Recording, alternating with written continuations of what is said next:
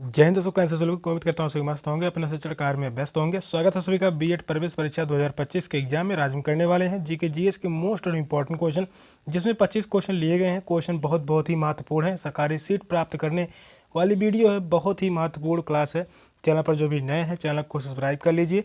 Model paper आज 8 है। चलिए क्लास को स्टार्ट करते हैं। और पहला क्वेश्चन है, कुनैन जो मलेरिया के लिए एक प्रमुख औषधि है वह प्राप्त होती है सिनकोना से, बैक्टीरिया से, यीस्ट से, शैवाल से। कौन सा ऑप्शन करेक्ट है? क्वेश्चन इंपॉर्टेंट है।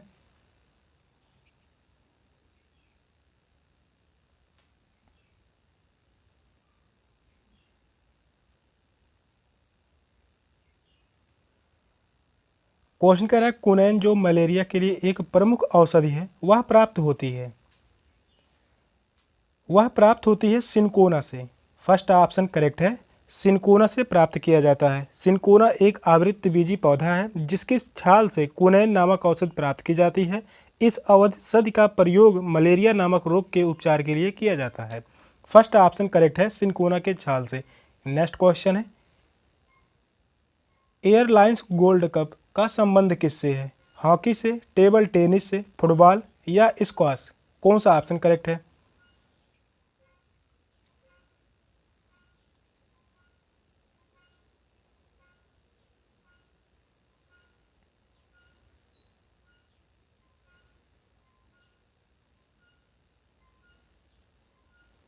एयरलाइंस गोल्ड कप का संबंध किससे है?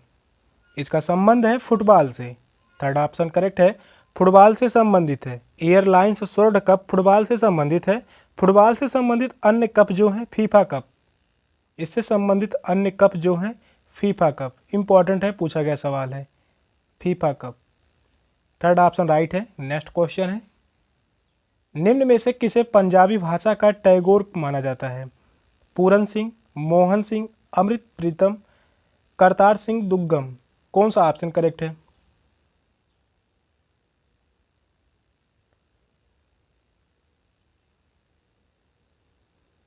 क्वेश्चन यह इंपॉर्टेंट है। क्वेश्चन कह रहा है निम्न में से किसे पंजाबी भाषा का टैगोर माना जाता है? पंजाबी भाषा का टैगोर किसे माना जाता है? Puran Singh. First option right है, पूरन सिंह। पूरन सिंह को पंजाबी भाषा का टैगोर कहा जाता है। नेक्स्ट क्वेश्चन है, भारत के चारों दिशाओं में किसके द्वारा 4 मठों की स्थापना की गई थी? स्वामी विवेकानंद, रामकृष्ण परमहंस, शंकराचार्य, स्वामी सरदानंद। कौन सा ऑप्शन करेक्ट है?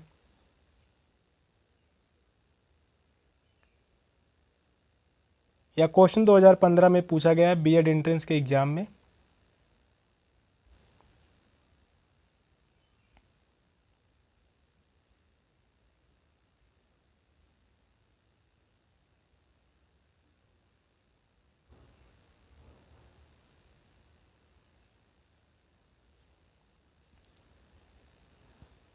भारत के चारों दिशाओं में किसके द्वारा 4 मठों की स्थापना की गई थी? तो वह है शंकराचार्य। थर्ड ऑप्शन करेक्ट है, शंकराचार्य। भारत के चारों दिशाओं में आचार्य शंकराचार्य द्वारा मठों की स्थापना की गई थी। थर्ड ऑप्शन राइट है। नेक्स्ट क्वेश्चन है, निम्न में से किस शासक ने द्वितीय बौद्ध सभा का आयोजन किया था? अजातशत्रु, कालाशोक, आनंद, अशोक। कौन सा ऑप्शन राइट है? यह क्वेश्चन काफ़ी बार एग्जाम में पूछा गया, वनडे एग्जाम के लिए भी बहुत ही महत्वपूर्ण क्वेश्चन है। यह क्वेश्चन 2024 में पूछा गया था।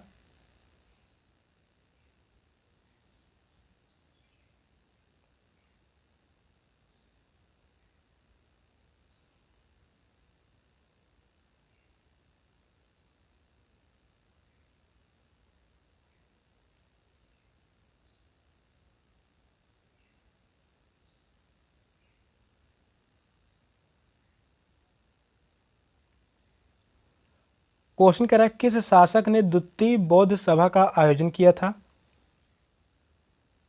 तो वह है कालाशोक। सेकंड ऑप्शन करेक्ट है, कालाशोक। द्वितीय बौद्ध समिति का आयोजन 383 ईसा पूर्व में हुआ था। इसका आयोजन कब किया गया था? 383 ईसा पूर्व। 383 ईसा पूर्व वैशाली में किया गया था। इसका आयोजन कहाँ पर किया गया था? वैशाली में। ये सभी क्वेश्चन पूछे गए हैं, बहुत ही महत्वपूर्ण हैं। वैशाली में किया गया था। अध्यक्षता किसने की थी? अध्यक्षता सबा कामी ने की थी। ये सभी इंपॉर्टेंट है। द्वितीय बौद्ध संगीत कब हुआ था? 384 ईसा पूर्व में। सॉरी, यहाँ पर 383 ईसा पूर्व है। 383 ईसा पूर्व। कहाँ पर किया गया था? वैशाली में। अध्यक्षता किसने की थी? सबा कामी ने। शासनकाल किसका था? काला शोक का। बात करते हैं प्रथम बौद्ध संगीत। प्रथम बौद्ध संगीत कब किया गया था? 483 ईसा पूर्व। 483 ईसा पूर्व में प्रथम बौद्ध संगीत का आयोजन किया गया था। कहाँ पर किया गया था? राजगिरी में। राजगिरी में अजातशत्रु के शासनकाल में।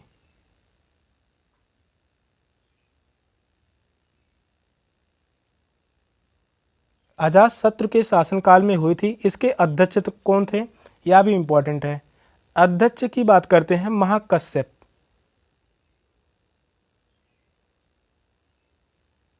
महाकश्यप इसके अध्यक्ष थे। प्रथम बौद्ध संगीत 483 ईसा पूर्व में हुआ था। राजगिरी में हुआ था। किसके शासनकाल में? अजातशत्रु के शासनकाल में। अध्यक्ष कौन थे? महाकश्यप। ये सभी इंपॉर्टेंट है, ध्यान में रखिए। सेकंड ऑप्शन करेक्ट है, काला अशोक। नेक्स्ट क्वेश्चन है, निम्न भाषाओं में से किस भाषा को दिल्ली के सुल्तानों ने संरक्षण प्रदान किया? अरबी, तुर्की, फारसी या उर्दू? कौन सा ऑप्शन करेक्ट है?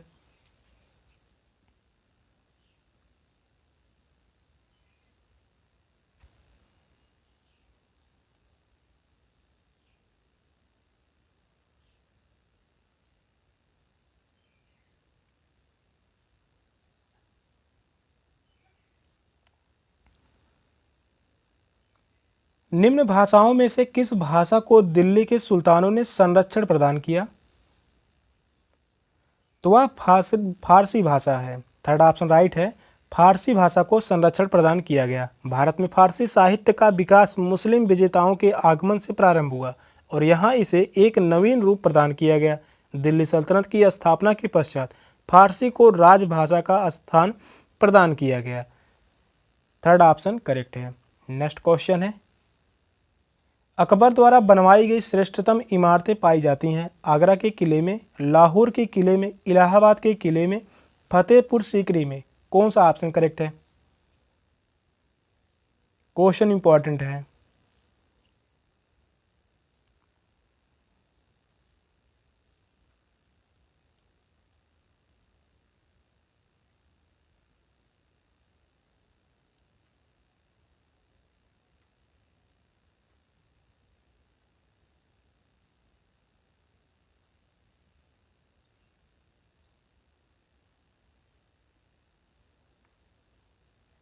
अकबर द्वारा बनवाई गई श्रेष्ठतम इमारतें पाई जाती हैं फतेहपुर सीकरी में। फोर्थ ऑप्शन करेक्ट है, फतेहपुर सीकरी। 1570 में गुजरात विजय के बाद अकबर ने इस स्थान का नाम फतेहपुर सीकरी रखा और इसे मुगल साम्राज्य की राजधानी बनाया। फोर्थ ऑप्शन करेक्ट है। नेक्स्ट क्वेश्चन है, निम्न मुसलमान विद्वानों में से हिंदी साहित्य के लिए किसका सबसे महत्वपूर्ण योगदान है? अबुल फजल फैजी, अब्दुल रहीम खान खाना, अबुल कादिर बदायूनी। कौन सा ऑप्शन करेक्ट है?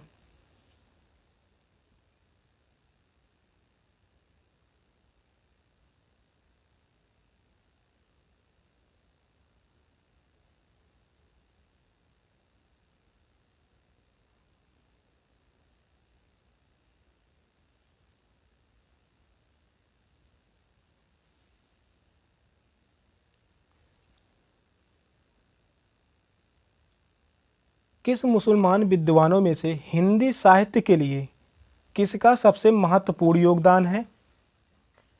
तो वह है अब्दुल रहीम खान खाना। थर्ड ऑप्शन करेक्ट है, अब्दुल रहीम खान खाना।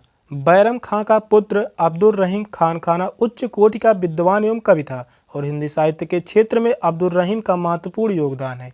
इसने तुर्की में लिखे बाबरनामा का फारसी भाषा में अनुवाद किया।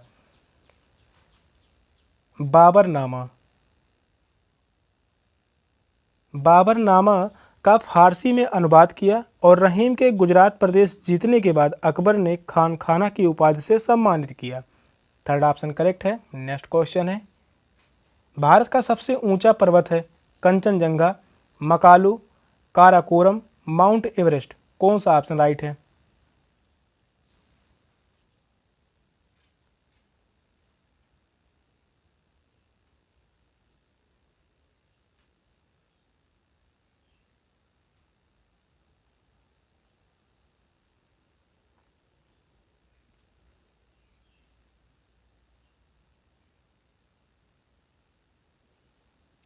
यहाँ पर पूछा है भारत का सबसे ऊंचा पर्वत। भारत का सबसे ऊंचा पर्वत कौन सा है? तो वह है कंचनजंगा। फर्स्ट ऑप्शन करेक्ट है, कंचनजंगा। हिमालय के भारतीय क्षेत्र में पड़ने वाली सबसे ऊंची चोटी कंचनजंगा है। और विश्व की सर्वाधिक ऊंची चोटी कौन सी है? तो वह है माउंट एवरेस्ट। यह जो है विश्व की सबसे ऊंची चोटी, विश्व की सबसे ऊंची चोटी की बात करते हैं माउंट एवरेस्ट। यह जो है नेपाल में स्थित है। क्वेश्चन पूछा गया है, माउंट एवरेस्ट नेपाल में स्थित है। काराकोरम एवं मकालू पर्वत श्रेणियां यह भारत में ही स्थित हैं। ये दोनों श्रेणियां भारत में स्थित हैं। भारत की सबसे ऊंची पर्वत कंचनजंगा। नेक्स्ट क्वेश्चन है, महानदी पर निर्मित बांध का नाम है भाखड़ा नांगल, गांधी सागर, हीराकुंड, तुंगभद्रा। कौन सा ऑप्शन करेक्ट है?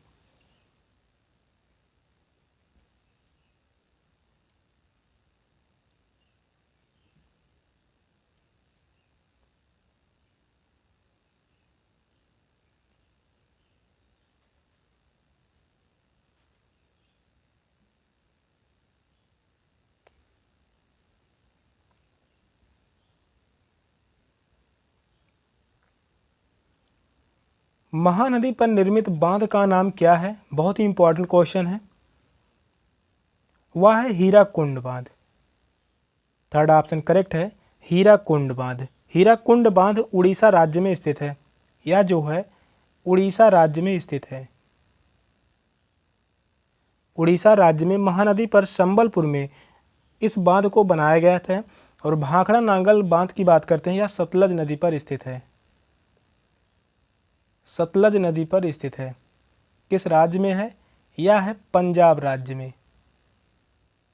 थर्ड ऑप्शन करेक्ट है, हीराकुंड। नेक्स्ट क्वेश्चन है, भारत का योजना आयोग है एक स्वायत्तशासी संस्था, एक सलाहकारी संस्था, एक संवैधानिक संस्था, एक वैधानिक संस्था। कौन सा ऑप्शन राइट है?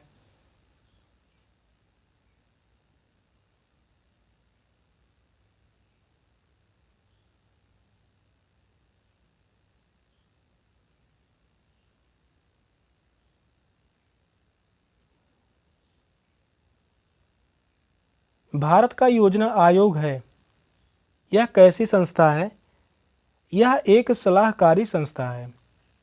सेकंड ऑप्शन करेक्ट है, यह एक सलाहकारी संस्था है। योजना आयोग एक गैर संवैधानिक संस्था है जिसे कि मंत्रिमंडल ने एक संकल्प द्वारा 1950 को स्थापित किया गया था। इसको स्थापित कब किया गया था? 1950 में। 1950 में इसकी स्थापना की गई और इसका निर्माण एक सलाहकारी संस्था के रूप में किया गया था जो कि देश में समेकित आर्थिक व सामाजिक विकास के लिए योजना का निर्माण करती है। सेकंड ऑप्शन करेक्ट है। नेक्स्ट क्वेश्चन है, मॉर्फिन किससे प्राप्त होती है? फूल से, पत्ती से, फल से या तना से? कौन सा ऑप्शन करेक्ट है? क्वेश्चन यह भी इंपॉर्टेंट है।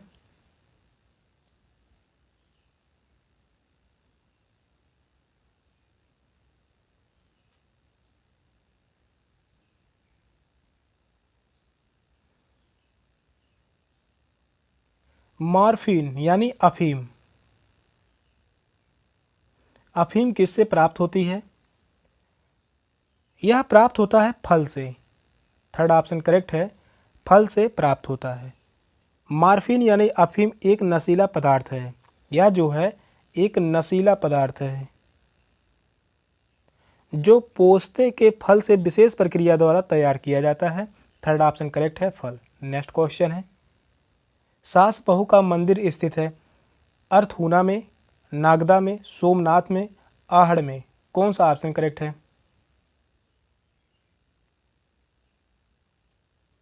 स्टैटिक जीके से सवाल है। स्टैटिक जीके से सवाल 15 से 20 क्वेश्चन पूछे जाते हैं बीएड एंट्रेंस के एग्जाम में। क्वेश्चन इंपॉर्टेंट है। सास बहू मंदिर स्थित है।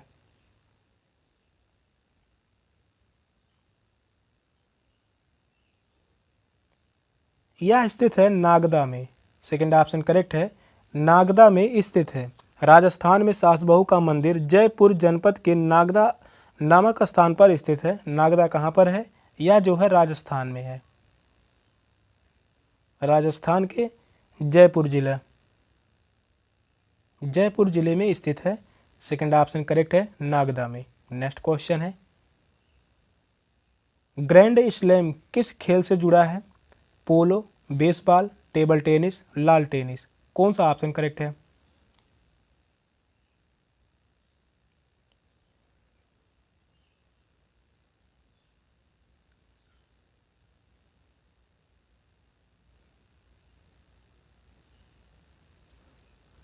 ग्रैंड स्लैम किस खेल से जुड़ा है? यह जुड़ा हुआ है लाल टेनिस। फोर्थ ऑप्शन करेक्ट है, लाल टेनिस से संबंधित है। ग्रैंड स्लैम लाल टेनिस से संबंधित है। नेक्स्ट क्वेश्चन है, भारतीय संविधान की किस धारा के अंतर्गत राष्ट्रपति किसी प्रदेश में राष्ट्रपति शासन लागू करते हैं? धारा 370, धारा 356, धारा 352, धारा 368। कौन सा ऑप्शन करेक्ट है? क्वेश्चन बहुत ही महत्वपूर्ण है।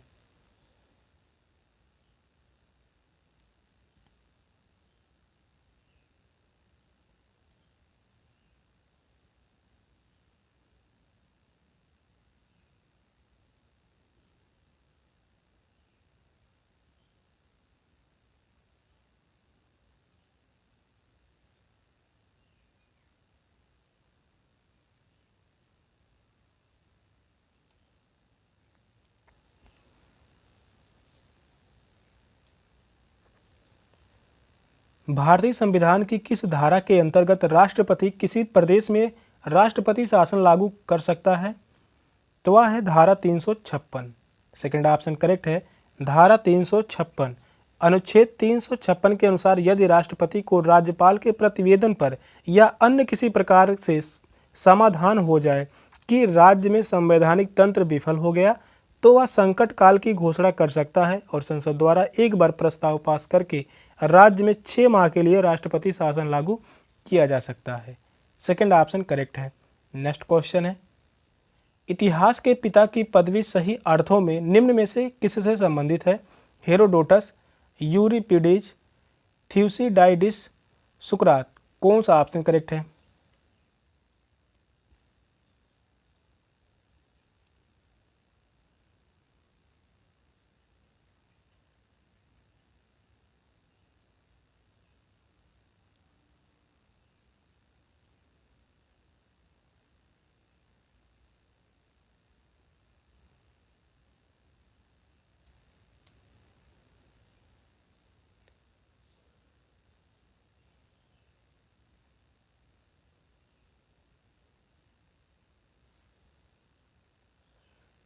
इतिहास के पिता की पदवी सही अर्थों में निम्न में से किससे संबंधित है? यह संबंधित है हेरोडोटस से।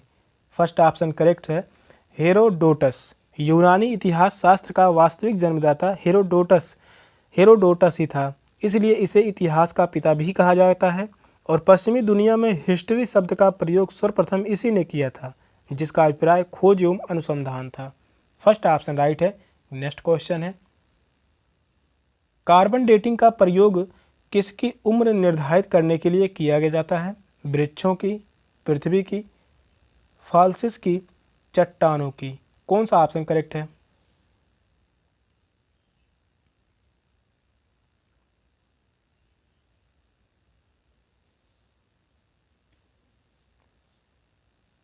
कार्बन डेटिंग का प्रयोग किसकी उम्र निर्धारित करने के लिए किया जाता है? तो वह है फॉसिल्स की। थर्ड ऑप्शन करेक्ट है, फॉसिल्स की। कार्बन डेटिंग द्वारा फॉसिल्स की आयु की गणना की जाती है और इसकी खोज एफ लिबी ने की थी। इसकी खोज किसने किया था कार्बन डेटिंग का? तो वह है एफ लिबी।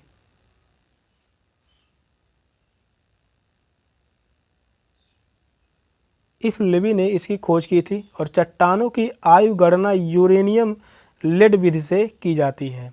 चट्टानों की जो है गणना, इसकी आयु का पता यूरेनियम लेड विधि से की जाती है, जबकि वृक्षों की आयु वार्षिक वलयों की गणना द्वारा की जाती है। थर्ड ऑप्शन करेक्ट है। नेक्स्ट क्वेश्चन है,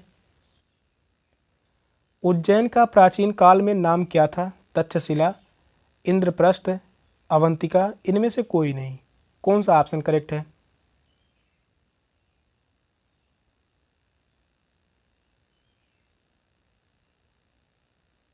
यहाँ पर मिस प्रिंटिंग हो गया है।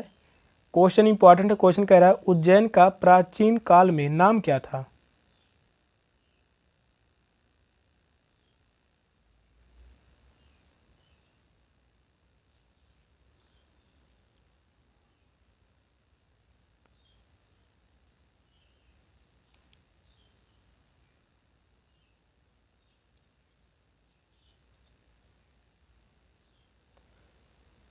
उज्जैन का प्राचीन काल में नाम क्या था?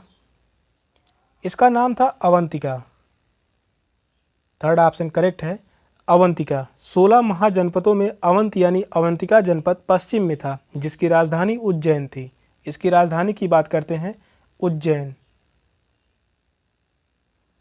उज्जैन इसकी राजधानी है, जबकि इंद्रप्रस्थ खांडव वन के स्थान पर पांडवों ने बसाया था, जो उनकी प्रारंभिक राजधानी थी और दिल्ली के निकट स्थित है। यहाँ पर जो है इंद्रप्रस्थ। थर्ड ऑप्शन करेक्ट है, अवंतिका। नेक्स्ट क्वेश्चन है,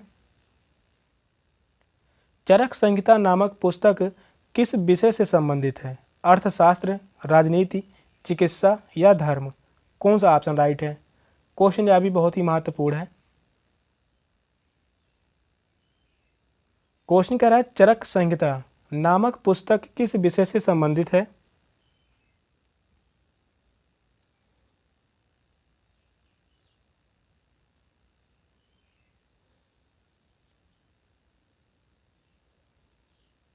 यह संबंधित है चिकित्सा से संबंधित। थर्ड ऑप्शन करेक्ट है, चिकित्सा से संबंधित है चरक संहिता नामक पुस्तक।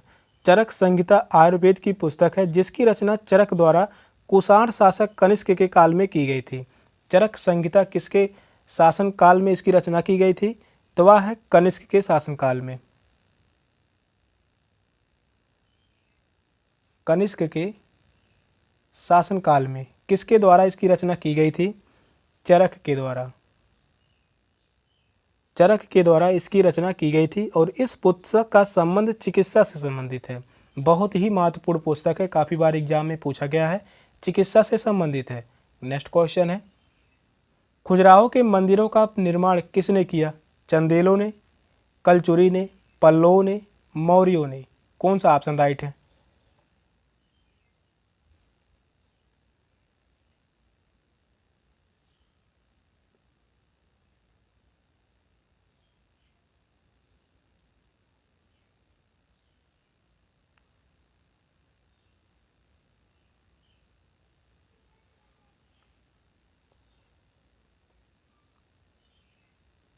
खजुराहो के मंदिरों का निर्माण किसने किया? चंदेलों ने। फर्स्ट ऑप्शन राइट है, चंदेलों ने खजुराहो के मंदिरों का निर्माण किया।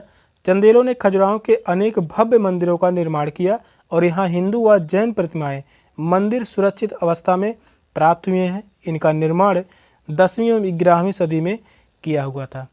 फर्स्ट ऑप्शन राइट है।